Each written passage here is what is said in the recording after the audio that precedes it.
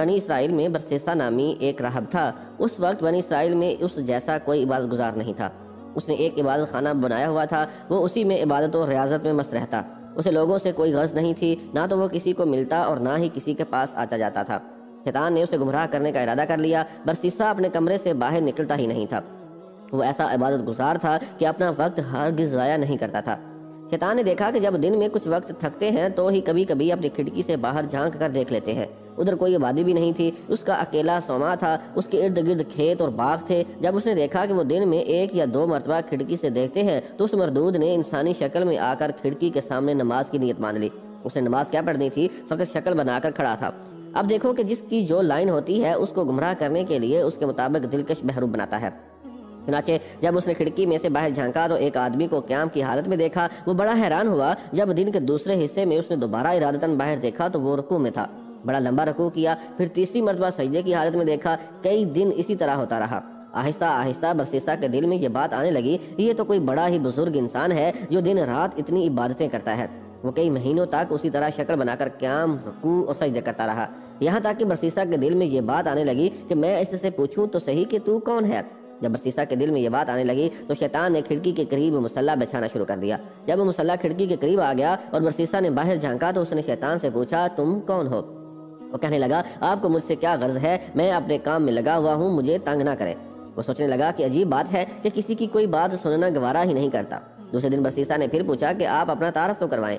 وہ کہنے لگا، مجھے اپنا کام کرنے دو۔ اللہ کی شان کے ایک دن بارش ہونے لگی، وہ بارش میں بھی نماز کی شکل بنا کر کھڑا ہو گیا۔ برسیسا کے دل میں بات آئی کہ جب یہ اتنا عبادت گزار ہے کہ اس نے بارش کی بھی کوئی پرواہ نہیں کی، کیوں نہ میں اچھے اخلاق کا مظاہرہ کروں اور اس سے کہوں کہ میاں اندر آ جاؤ۔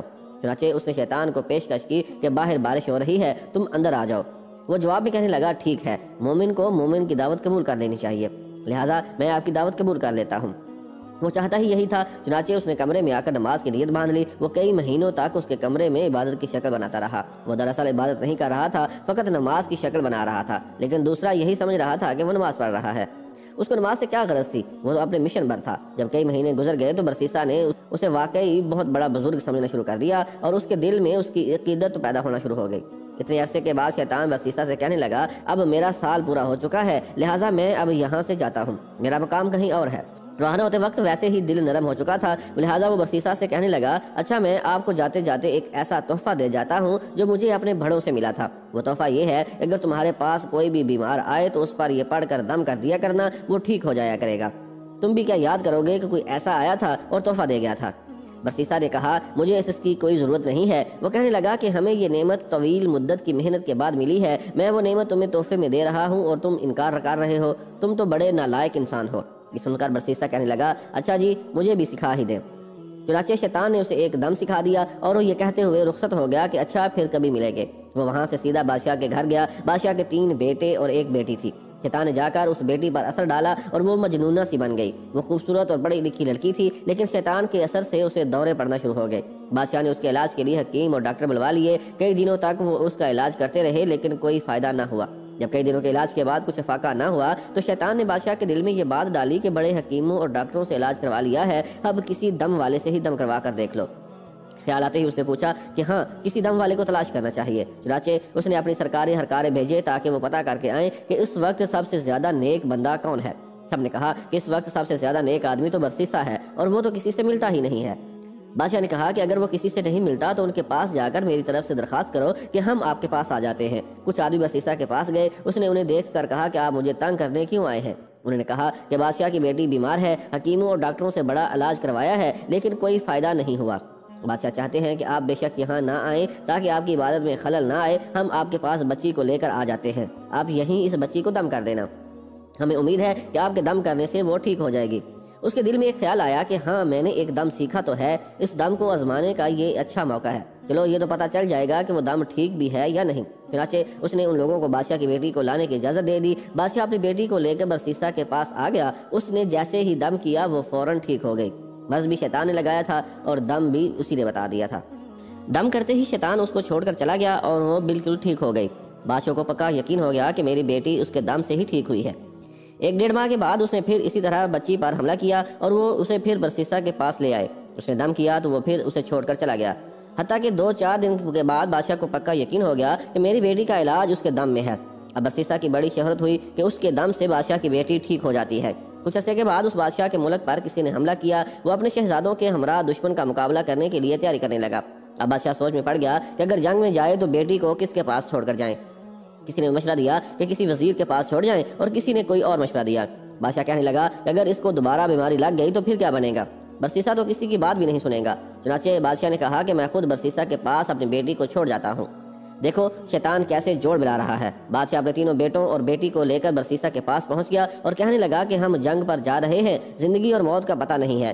مجھے اس وقت سب سے زیادہ اعتماد تم پر ہے، اور میری بیٹی کا علاج بھی تمہارے ہی پاس ہے، لہٰذا میں چاہتا ہوں کہ یہ بچی تمہارے پاس ہی ٹھہر جائے۔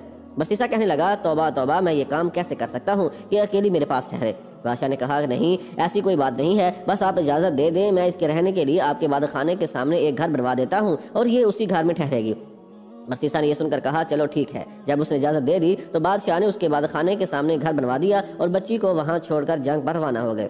اب برسیسا کے دل میں بات آئی کہ میں اپنے لیے تو کھانا بناتا ہی ہوں، اگر بچی کا کھانا بھی میں بنا دیا کروں تو اس میں کیا حرج ہے، کیونکہ وہ اکیلی ہے، پتہ نہیں وہ اپنے لیے کھانا پکائے گی بھی یا نہیں۔ چنانچہ وہ کھانا بناتا اور آدھا خود کھا کر باقی آدھا کھانا اپنے عبادت خانے کے دروازے سے باہر رکھ دیتا اور اپنا دروازہ کھٹکھٹا دیتا۔ یہ اس لڑکی کے لیے اشارہ ہوتا کہ اپنا کھانا اٹھا لو۔ اس طرح وہ لڑکی کھانا اٹھا کر لے جاتی اور کھا لیتی۔ کئی مہینوں تک یہی معمول رہا۔ اس کے بعد شیطان نے اس کے دل میں یہ بات ڈالی کہ دیکھو وہ لڑکی اکیلی رہتی ہے، تم جا کر کھانا پکا کر اپنے دروازے کے باہر رکھ دیتے ہو اور لڑکی کو وہ کھانا اٹھانے کے لیے گلی میں نکلنا پڑتا ہے۔ اگر کبھی کسی مرد نے دیکھ لیا تو وہ اس کی عزت خراب کر دے گا، اس لیے بہتر یہ ہے کہ کھانا بنا کر اس کے دروازے کے اندر رکھ دیا کرو تاکہ اس کو باہر نکلنا نہ پڑے۔ چنانچہ برسیسا نے کھانا بنا کر اس کے دروازے کے اندر رکھنا شروع کر دیا۔ وہ کھانا رکھ کر کنڈی کھٹکھٹا دیتا اور وہ کھانا اٹھا لیتی۔ یہ سلسلہ چلتا رہا۔ جب کچھ اور مہینے بھی گزر گئے تو شیطان نے اس کے دل میں ڈالا کہ تم خود تو عبادت میں لگے ہوتے ہو، یہ لڑکی اکیلی ہے، ایسا نہ ہو کہ تنہائی کی وجہ سے اور زیادہ بیمار ہو جائے، اس لیے بہتر ہے کہ اس کو کچھ نصیحت کر دیا کرو تاکہ یہ بھی عبادت گزار بن جائے اور اس کا وقت ضائع نہ ہو۔ یہ خیال دل میں آتے ہی اس نے کہا کہ ہاں یہ بات تو بہت اچھی ہے، لیکن اس کام کی کیا ترتیب ہونی چاہیے؟ شیطان نے اس بات کا جواب بھی اس کے دل میں ڈالا کہ اس کو کہہ دو کہ اپنے گھر کی چھت پر آ جایا کرے اور تم بھی اپنے گھر کی چھت پر بیٹھ جایا کرو اور اسے واعظ و نصیحت کیا کرو۔ چنانچہ اس نے اسی طرح اسے واعظ و نصیحت کرنا شروع کر دی۔ اس کے واعظ کا اس لڑکی پر بڑا اثر ہوا، اس نے نمازیں اور وظیفے شروع کر دیے۔ اب شیطان نے اس کے دل میں یہ بات ڈالی کہ دیکھ تیری نصیحت کا اس پر کتنا اثر ہوا، ایسی نصیحت تو ہر روز ہونی چاہیے۔ چنانچہ اس نے روزانہ نصیحت کرنا شروع کر دی۔ اسی طرح کرتے کرتے جب کچھ وقت گزر گیا تو شیطان نے پھر اس کے دل میں یہ بات ڈالی کہ تم اپنے گھر کی چھت پر بیٹھتے ہو اور وہ اپنے گھر کی چھت پر بیٹھتی ہے، راستے میں گزرنے والے کیا باتیں سوچتے ہوں گے، یہ کون باتیں کر رہے ہیں؟ اس طرح تو بہت ہی غلط تاثر پیدا ہو جائے گا، اس لیے بہتر ہے کہ چھت پر بیٹھ کر اونچی آواز سے بات کرنے کی بجائے تم دروازے سے باہر کھڑے ہو کر تقریر کرو اور وہ دروازے کے اندر کھڑی ہو کر سن لے، پردہ تو ہوگا ہی صحیح۔ چنانچہ اب اسی ترتیب سے واعظ و نصیحت شروع ہو گئے۔ کچھ عرصے تک اسی طرح معمول رہا۔ اس کے بعد شیطان نے پھر برسیسا کے دل میں خیال ڈالا کہ تم باہر کھڑے رہ کر تقریر کرتے ہو، دیکھنے والے کیا کہیں گے کہ پاگلوں کی طرح ایسے ہی باتیں کر رہا ہے، اس لیے اگر تقریر کرنی ہے تو چلو کواڑ کے اندر کھڑے ہو کر لیا کرو، وہ دور کھڑی ہو کر سن لیا کرے گی۔ چنانچہ اب اس نے دروازے کے اندر کھڑے ہو کر تقریر کرنا شروع کر دیا۔ جب اس نے اندر کھڑے ہو کر تقریر کرنا شروع کر دی تو لڑکی نے اسے بتایا کتنی نمازیں پڑھتی ہوں اور اتنی عبادت کرتی ہوں۔ یہ سن کر اسے بڑی خوشی ہوئی کہ میری نصیحتوں کا اس پر بڑا اثر ہو رہا ہے، اب میں اکیلا ہی عبادت نہیں کر رہا ہوتا بلکہ یہ بھی عبادت کر رہی ہوتی ہے۔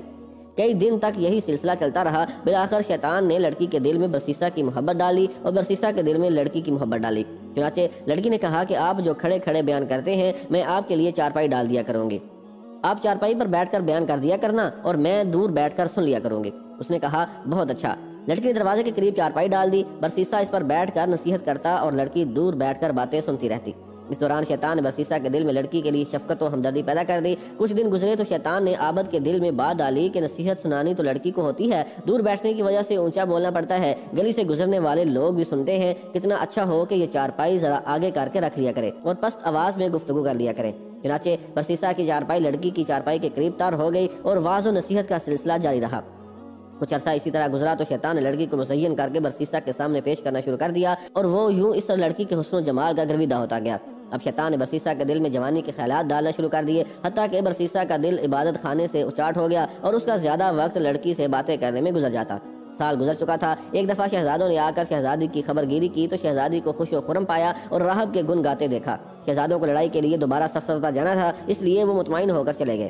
اب شہزادوں کے جانے کے بعد شیطان نے اپنی کوششیں تیز تر کر دی، چنانچہ اس نے برسیسا کے دل میں لڑکی کا عشق پیدا کر دیا اور لڑکی کے دل میں برسیسا کا عشق بھر دیا، حتیٰ کہ دونوں طرف برابر کی آگ سلگ اٹھی۔ اب جس وقت عابد نصیحت کرتا تو سارا وقت اس کی نگاہیں شہزادی کے چہرے پر جمی رہتی۔ شیطان لڑکی کو ناز و انداز سکھاتا اور وہ سراپا نازنین رشک و کمر اپنے انداز و اطوار سے برسیسا کا دل لبھاتی، حتیٰ کہ عابد نے علیحدہ چارپائی پر بیٹھنے کی بجائے لڑکی کے ساتھ ایک ہی چارپائی پر بیٹھنا شروع کر دیا۔ اب اس کی نگاہیں جب شہزادی کے چہرے پر پڑیں تو اس نے اسے سراپا حسن و جمال اور جاذب نظر پایا، چنانچہ اپنے شہوانی جذبات پر قابو نہ رکھ سکا اور اس شہزادی کی طرف ہاتھ بڑھایا۔ شہزادی نے مسکرا کر اس کی حوصلہ افزائی کی، یہاں تک کہ برسیسا زنا کا مرتکب ہو گیا۔ جب دونوں کے درمیان سے حیات کی دیوار ہٹ گئی اور زنا کے مرتکب ہوئے تو وہ آپس میں میاں بیوی کی طرح رہنے لگ گئے۔ اسی دوران شہزادی حاملہ ہو گئی۔ اب برسیسا کو فکر لاحق ہوئی کہ اگر کسی کو پتہ چل گیا تو کیا بنے گا، مگر شیطان نے اس کے دل میں خیال ڈالا کہ کوئی فکر کی بات نہیں، جب وضع حمل ہوگا تو نومولود کو زندہ درگور کر دینا اور لڑکی کو سمجھا دینا، وہ اپنا بھی عیب چھپائے گی اور تمہارا بھی عیب چھپائے گی۔ اس خیال کے آتے ہی ڈر اور خوف کے تمام حجاب دور ہو گئے اور برسیسا بے خوف و خطر حفظ پرستی اور نفس پرستی میں مشغول رہا۔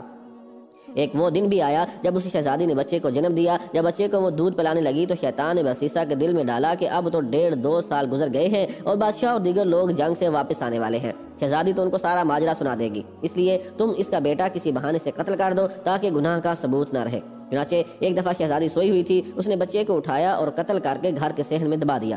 اب ماں تو ماں ہی ہوتی ہے، جب وہ اٹھی تو اس نے کہا میرا بیٹا کدھر ہے؟ اس نے کہا مجھے تو کوئی خبر نہیں۔ ماں نے ادھر ادھر دیکھا تو بیٹے کا کہیں سراغ نہ ملا، چنانچہ وہ اس سے خفا ہونے لگی۔ جب وہ خفا ہونے لگی تو شیطان نے برسیسا کے دل میں بات ڈال دی کہ دیکھو یہ ماں ہے اور یہ اپنے بیٹے کو ہرگز نہیں بھولے گی، پہلے تو نامعلوم یہ بتاتی یا نہ بتاتی، اب تو یہ ضرور بتا دے گی، لہٰذا اب ایک ہی علاج باقی ہے، لڑکی کو بھی قتل کر دو تاکہ نہ رہے گا بانس نہ بجے گی بانسری۔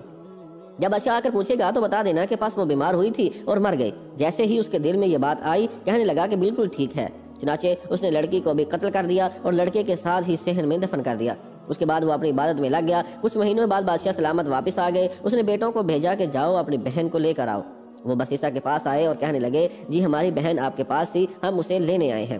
برسیسا ان کی بات سن کر رو پڑا اور کہنے لگا کہ آپ کی بہن بہت اچھی تھی، بڑی نیک تھی اور ایسے عبادت کرتی تھی، لیکن وہ اللہ کو پیاری ہو گئی، یہ صحن میں اس کی قبر ہے۔ بھائیوں نے جب سنا تو وہ رو دھو کر واپس چلے گئے۔ گھر جا کر جب وہ رات کو سوئے تو شیطان خواب میں بڑے بھائی کے پاس گیا اور اس سے پوچھنے لگا بتاؤ تمہاری بہن کا کیا بنا؟ وہ کہنے لگا ہم جنگ کے لیے گئے ہوئے تھے، اس برسیسا کے پاس چھوڑ گئے تھے، وہ اب فوت ہو چکی ہے۔ شیطان کہنے لگا وہ فوت نہیں ہوئی تھی۔ اس نے پوچھا کہ اگر وہ فوت نہیں ہوئی تھی تو کیا ہوا تھا؟ وہ کہنے لگا برسیسا نے خود یہ کرتوت کیا ہے اور اس نے خود اسے قتل کیا ہے اور فلاں جگہ اسے دفن کیا ہے اور بچے کو بھی اس نے اسی کے ساتھ دفن کیا ہے۔ اس کے بعد وہ خواب میں ہی اس کے درمیان بھائی کے پاس گیا اور اس کو بھی یہی کچھ کہا اور پھر اس کے چھوٹے بھائی کے پاس جا کر بھی یہی کچھ کہا۔ تینوں بھائی جب صبح اٹھے تو ایک نے کہا کہ میں نے یہ خواب دیکھا ہے، دوسرے نے کہا میں نے بھی یہی خواب دیکھا ہے، تیسرے نے کہا کہ میں نے بھی یہی خواب دیکھا ہے۔ وہ آپس میں کہنے لگے کہ یہ عجیب اتفاق ہے کہ سب کو ایک جیسا خواب آیا ہے۔ سب سے چھوٹے بھائی نے کہا یہ اتفاق کی بات نہیں ہے بلکہ میں جا کر تحقیق کروں گا۔ دوسرے نے کہا چھوڑو بھائی یہ کون سی بات ہے، جانے دو۔ وہ کہنے لگا نہیں میں ضرور تفتیش کروں گا۔ چنانچہ چھوٹا بھائی غصے میں آ کر چل پڑا، اسے دیکھ کر باقی بھائی بھی اس کے ساتھ ہو لیے۔ انہوں نے جا کر جب زمین کو کھودا تو اس میں بہن کی ہڈیاں بھی مل گئیں اور ساتھ ہی چھوٹے سے بچے کی ہڈیوں کا ڈھانچہ بھی مل گیا۔ جب ثبوت مل گیا تو انہوں نے برسیسا کو گرفتار کر لیا۔ اسے جب قاضی کے پاس لے جایا گیا تو اس نے قاضی کے روبرو اپنے گھنونے اور مکروہ فعل کا اقرار کر لیا اور قاضی نے برسیسا کو پھانسی دینے کا حکم دے دیا۔ جب برسیسا کو پھانسی کے تخت پر لایا گیا اور اس کے گلے میں پھندا ڈالا گیا اور پھر پھندا کھینچنے کا وقت آیا تو پھندا کھینچنے سے عین 2-4 لمحے پہلے شیطان اس کے پاس وہی عبادت گزار کی شکل میں آیا۔ وہ اسے کہنے لگا کیا مجھے پہچانتے ہو کہ میں کون ہوں؟ برسیسا نے کہا ہاں میں تمہیں پہچانتا ہوں، تم وہی عبادت گزار ہو جس نے مجھے وہ دم بتایا تھا۔ شیطان نے کہا وہ دم بھی آپ کو میں نے بتایا تھا، لڑکی کو بھی میں نے اپنا اثر ڈال کر بیمار کیا تھا، اسے قتل بھی میں نے تجھ سے کروایا تھا اور اگر اب تو بچنا چاہے تو میں ہی تمہیں بچا سکتا ہوں۔ برسیسا نے کہا اب تم مجھے کیسے بچا سکتے ہو؟ وہ کہنے لگا تم میری ایک بات مان لو، میں تمہارا یہ کام کر دیتا ہوں۔ اسے پوچھا کہ میں آپ کی کون سی بات مانوں؟ شیطان نے کہا کہ بس یہ کہہ دو کہ خدا نہیں ہے۔ برسیسا کے تو حواس باختہ ہو چکے تھے، اس نے سوچا کہ چلو میں ایک دفعہ یہ کہہ دیتا ہوں، پھر پھانسی سے بچنے کے بعد دوبارہ اقرار کر لوں گا۔ چنانچہ اس نے کہہ دیا خدا موجود نہیں ہے۔ عین اس لمحے کھینچنے والے نے کھینچ دیا، کیوں اس عبادت گزار کی کفر پر موت